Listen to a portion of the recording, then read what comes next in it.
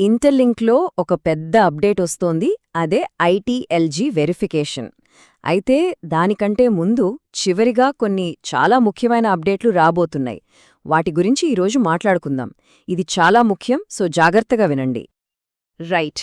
ఇక time waste చేయకుండా అస్సలు పాయింట్కొచ్చేద్దాం. ఎందుకంటే ఇప్పుడు రాబోయే కొద్ది రోజులున్నాయే, అవి ఇంటర్లింక్ ప్లాట్ఫామ్లో ఉన్న ప్రతి ఒక్కరి ఫ్యూచర్ని డిసైడ్ చేయబోతున్నాయి. అవును, అంత ముఖ్యమైనవి.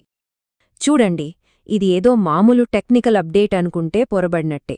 ఇది ఒక స్ట్రాటజిక్ మూవ్, మన భవిష్యత్ సక్సెస్ని నిర్ణయించే టైమిది. సో ఇక్కడ తీసుకునే ప్రతి స్టెప్ చాలా కీలకం.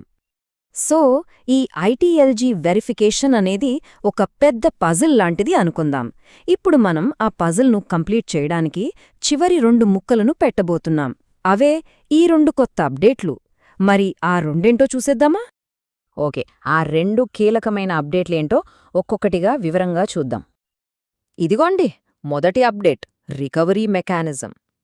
మనలో చాలామందికి ఎదురయ్యే సమస్య మైనింగ్ స్ట్రీక్ మధ్యలో బ్రేక్ అవ్వడం కదా. ఇకపై ఆ టెన్షన్ అక్కర్లేదు, ఎందుకంటే ఈ కొత్త ఫీచర్ మన కష్టాన్ని వేస్ట్ అవ్వకుండా కాపాడుతుంది.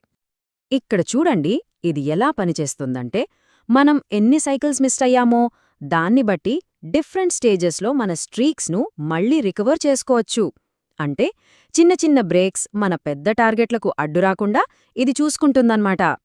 సరే, ఇప్పుడు రెండో అప్డేట్, ఇంకా చెప్పాలంటే అన్నిటికన్నా ముఖ్యమైన అప్డేట్, అదే హ్యూమన్ నోడ్ హెల్త్ మెట్రిక్స్. సింపుల్గా చెప్పాలంటే ఇది నెట్వర్క్లో మన యాక్టివిటీని, మన కాంట్రిబ్యూషన్ని కొలిచే ఒక స్కోర్ అన్నమాట. ఈ స్కోర్ ఎంత బాగుంటే మనకు అంత ఇంపార్టెన్స్ ఉంటుంది. ఓకే, అంతా బాగానే ఉంది. కానీ అసలు ప్రశ్న ఏంటంటే, ఈ అప్డేట్ల కోసం మనమిప్పుడు ఎందుకింతలా ప్రిపేర్ అవ్వాలి? ఎందుకు దీనికింత ప్రాధాన్యత? దీని వెనకున్న అస్సలు కారణమేంటి? ఇదంతా ఎందుకు చేస్తున్నామంటే, ఒకే ఒక గోల్ కోసం, మన ఐటీఎల్జీ బ్యాలెన్స్కు వెరిఫైడ్ అనే స్టేటస్ తీసుకురావడం. ఆ వెరిఫైడ్ ఐటీఎల్జీ స్టేటస్ని సాధించడమే మన అల్టిమేట్ టార్గెట్. ఇప్పుడు ఈ 2 టోకెన్ల మధ్య తేడాని అర్థం చేసుకోవడం చాలా చాలా ముఖ్యం. చూడండి, ఐటీఎల్జీ అనేది ప్లాట్ఫామ్ లోపల మనం సంపాదించుకునే పాయింట్స్ లాంటిది. కానీ ఐటీఎల్, ఇది అసలైన కరెన్సీ, బయట ప్రపంచంలో రియల్ ట్రాన్సాక్షన్స్ కోసం వాడేది.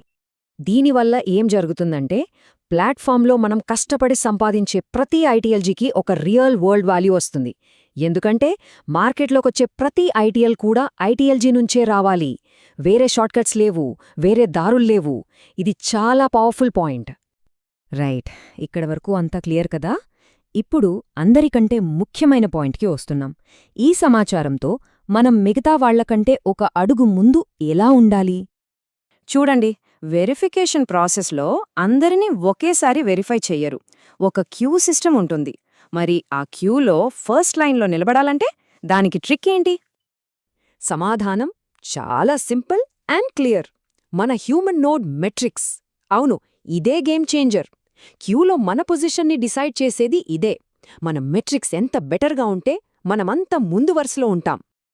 దీనివల్ల లాభమేంటో తెలుసా? మన మెట్రిక్స్ బాగుంటే వెరిఫికేషన్ చేసే క్యూరేటర్లతో మనం చాలా ఫాస్ట్గా మ్యాచ్ అవుతాం. దానివల్ల మన వెరిఫికేషన్ ప్రాసెస్ స్పీడప్ అవుతుంది. అందరికంటే ముందే మన పని పూర్తవుతుంది. సరే, ఇదంతా బానే ఉంది. కానీది ఇంటర్లింక్ నెట్వర్క్ ఫ్యూచర్కి ఎలా కనెక్ట్ అవుతుంది? నెక్స్ట్ చాప్టర్ ఏంటో చూద్దాం. ఒక విషయం బాగా గుర్తుపెట్టుకోవాలి, ఈ వెరిఫికేషన్ అనేది ఎండ్ కాదు, it's just the beginning. Platform future పొటెన్షియల్ని అన్లాక్ చేయటానికి ఇది ఒక గేట్వే లాంటిది, మొదటి తలుపు మాత్రమే. అందుకే మన హ్యూమన్ నోడ్ మెట్రిక్స్ను ఇప్పట్నుంచే ఆప్టిమైజ్ చేసుకోవడం చాలా అవసరం.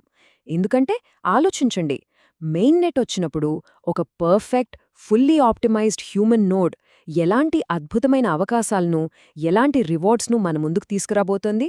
దానికి సమాధానం త్వరలోనే తెలియబోతోంది.